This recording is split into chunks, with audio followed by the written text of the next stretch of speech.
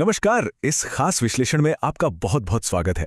आज हम एक बेहद ही दिलचस्प और सच कहूं तो एक आंखें खोल देने वाले ऐतिहासिक सफर पर निकलने वाले हैं। आज हम सिर्फ इतिहास के पन्ने नहीं पलटेंगे, बल्कि उन अनकही और दबी हुई कहानियों की तह तक जाएंगे जिन्होंने दशकों पहले आज के संकटों की नींव रख दी थी। ये वो पर्दे के पीछे के फैसले हैं जो आज भी एक पूरे देश की अर्थव्यवस्था और शासन को चला रहे हैं। तो चलिए बिना किसी देरी के शुरू करते हैं।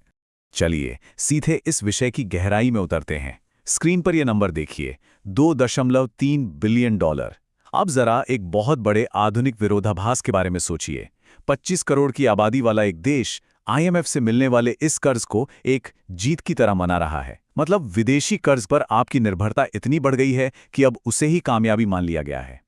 ये महज एक आंकड़ा नहीं है, बल्कि यह आर्थिक स्वतंत्रता खोने और एक कभी ना खत्म होने वाले कर्ज के चक्र में फंसने का एक बहुत बड़ा प्रतीक है। जो सपना शुरुआती संस्थापकों ने आर्थिक आत्मनिर्भरता के लिए देखा था, यह हकीकत उससे बिल्कुल 100% अलग है। तो सबसे पहले बात करते हैं राष्ट्रीय पहचान में आए उस सबसे बड़े बदलाव की, जहां से ये सब शुरू हुआ। अब देखिए, विदेशी कर्ज पर यह निर्भरता कोई रातों रात तो शुरू हुई नहीं थी। इसकी जड़ें बंटवारे के तुरंत बाद हुए कुछ बहुत ही गहरे वैचारिक बदलावों में दबी हैं। ये स्लाइड बहुत ही शानदार तरीके से इस बात को सामने लाती है।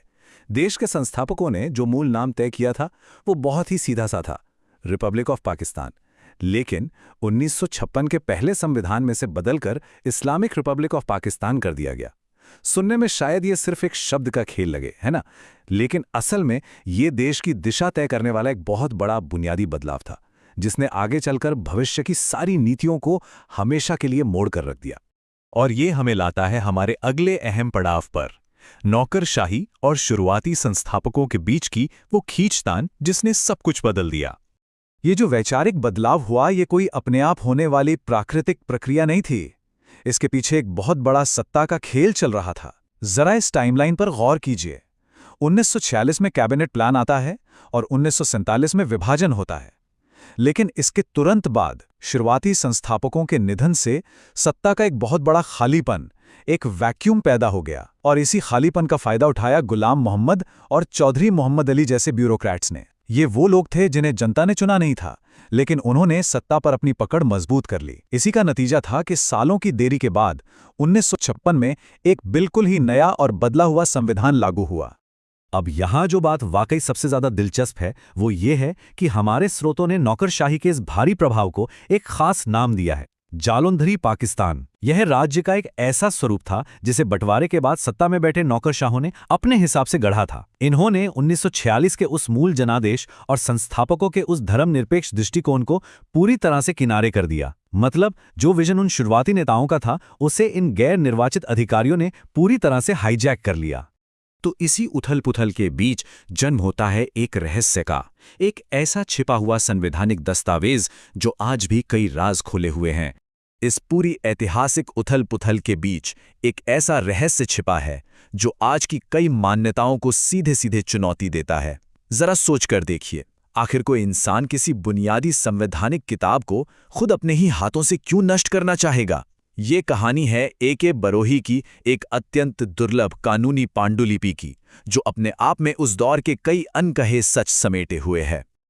आपको बता दूं, A.K. बरोही कोई आम लेखक नहीं थे।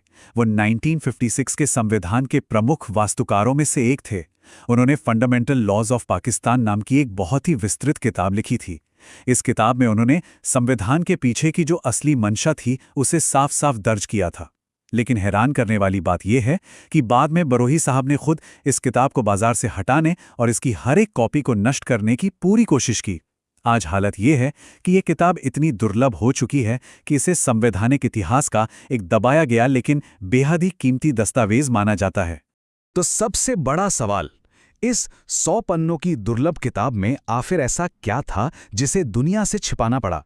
विश्लेषण के अनुसार यह किताब स्पष्ट रूप से बताती है कि इस्लामिक रिपब्लिक शब्द जोड़ने का असली मकसद एक कट्टर धार्मिक राज्य बनाना बिल्कुल भी नहीं था, बल्कि उनका इरादा इसे मलेशिया की तरह एक आधुनिक मुस्लिम राज्य के रूप में स्थापित करने का था।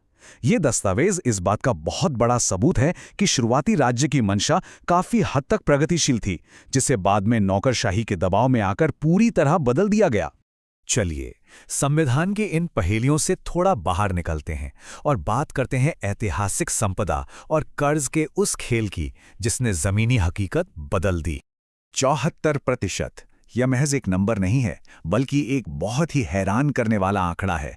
1947 से पहले अकेले लाहौर शहर की 74% संपत्ति पर हिंदुओं का स्वामित्व था। जब बंटवारा हुआ तो इस संपत्ति के पीछे छूट जाने से जो एक भारी आर्थिक खालीपन पैदा हुआ, उसी ने भविष्य की आर्थिक नीतियों की जमीन तैयार की। यह सिर्फ कुछ जमीनों या मकानों के खाली होने की बात नहीं थी, बल्कि सच कहूं तो एक पूरी की पूरी अर्थव्यवस्था के रातों रात पलट जाने की कहानी थी। अब आर्थिक इतिहास का एक और छिपा हुआ पहलू देखिए। 1947 से पहले कई रसूखदार और शक्तिशाली जमींदार हिंदू साहूकारों के भारी कर्ज के बोझ तले दबे हुए थे। जब नया राज्य बना तो जो शुरुआती नीतियां बनी वो आंशिक रूप से इन्हीं शक्तिशाली लोगों के प्रभाव में बनाई गईं। क्यों? क्योंकि वे अपने इन पुराने ऐतिहासिक कर्जों से हमेशा के लिए छुटकारा पाना चाहते थे। यानी इस नए देश के निर्माण ने उन्हें उनके पुराने वित्तीय कर्जों से एक तरह की आर्थिक ढाल या सुरक्षा दे दी। ये एक ऐसा कदम था जिसने उस सिस्टम में सत्ता और पैसे के बीच के रिश्ते को हमेशा हमेशा के लिए तय कर दिया। और अब हम आते हैं आज के ज़मीनी हालात पर। इन सब ऐतिहासिक नीतियों का हमारे शहरों पर क्या असर पड़ा, इसे हम कहेंगे कराची का प्रशासनिक संकट। अब सवाल ये है कि आखिर इन ऐतिहासिक और राष्ट्रीय स्तर की नीतियों का आज के हालात पर क्या असर पड़ता है। चलिए, इसे समझने के लिए कराची का उदाहरण लेते हैं। 3 करोड़ की आबादी वाला एक विशाल महानगर। लेकिन जरा सोचिए, इसका कोई एक मालिक ही नहीं है। ना तो फेडरल और ना ही प्रोविंशियल लेवल पर इसका कोई एक स्पष्ट स्वामित्व है। ऐतिहासिक रूप से इसकी सीमा मलीर नदी से तय होती थी। और सबसे अजीब बात तो यह है कि शहर का जो सबसे प्रमुख बंदरगाह है, उसे स्थानीय आबादी से बिल्कुल स्वतंत्र रूप से स्थापित किया गया था। इस अलगाव ने इतने बड़े शहर को बिना किसी स्पष्ट प्रशासन के एक तरह से अनाथ छोड़ दिया है। और ये संकट तब और गहरा हो जाता है जब हम कराची की जनसांख्यिकी यानी डेमोग्राफिक्स को देखते हैं। ये चार्ट देखिए, यहाँ की आबादी लगभग 3 बराबर हिस्सों में बटी हुई है। 33% उर्दू बोलने वाले, 33% पश्तून और 33% पंजाबी व सिंधी समुदाय। यहाँ गणित एकदम साफ है। कोई भी एक अकेला समूह इस शहर पर राज नहीं कर सकता। इस शहर को डूबने से बचाने के लिए इन सभी समूहों को अपनी राजनीति किनारे रखकर एक साथ मिलकर काम करना ही होगा। जब तक ये समुदाय साथ नहीं आते, शहर का प्रशासन ऐसे ही अधर में लटका रहेगा। तो फिर इस खतरनाक प्रशासनिक शून्यता को भरने का क्या उपाय है? समाधान के तौर पर न्यूयॉर्क या लंदन जैसे वैश्विक शहरों का मॉडल हमारे सामने आता है। कराची को एक मेट्रोपॉलिटन कमिश्नर की सख्त जरूरत है, जो पूरे शहर के एक सीईओ या मेयर के रूप में काम करे। पुलिस, कूड़ा प्रबंधन और बिजली जैसी सभी बुनियादी सेवाओं पर नगर सरकार का सीधा और एकीकृत नियंत्रण होना चाहिए। यहाँ तक कि पोर्ट अथॉरिटी को भी शहर के प्रशासन के साथ जोड़ा जाना चाहिए, ताकि फैसले तेजी से लिए जा सके। सच तो यह है कि सिर्फ एक एकीकृत प्रशासन ही इतने बड़े महानगर को संभाल सकता है।